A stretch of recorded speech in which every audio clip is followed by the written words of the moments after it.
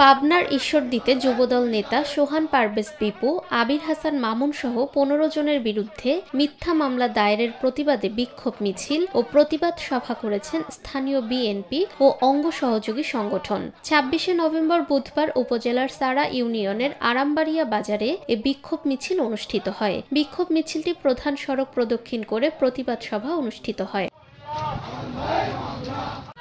উপজেলা সাবেক যুবদলের যুগ্ম আহ্বায়ক ফিরোজ ইফতেকার পাপ্পার সঞ্চালনায় প্রতিবাদ সভায় বক্তব্য রাখেন উপজেলা বিএনপির সাবেক সাংগঠনিক সম্পাদক আক্কাস আলী খান। এ সময় আরও উপস্থিত ছিলেন সারা ইউনিয়ন যুবদলের সাবেক সভাপতি মোর্শেদ আলম, সাবেক সাধারণ সম্পাদক আশিক আহমেদ ফিরোজ, যুবদল নেতা আনোয়ারুল ইসলাম সহ আরো অনেকে। আমি প্রশাসনের দৃষ্টি আকর্ষণ করে বলতে চাই, আপনারা তদন্ত ছাড়া কিভাবে মামলা রেকর্ড করেন?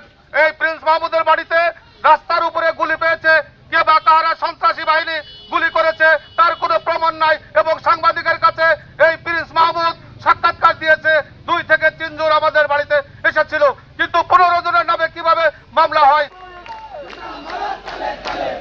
এ সময় বক্তারা বলেন, অবিলম্বে এই মিথ্যা বানোয়াট ভিত্তিহীন মামলা প্রত্যাহার করতে হবে। প্রশাসন এই মিথ্যা মামলা প্রত্যাহার না করলে কঠোর কর্মসূচি দেওয়া হবে বলে হুঁশিয়ারি দেন তারা।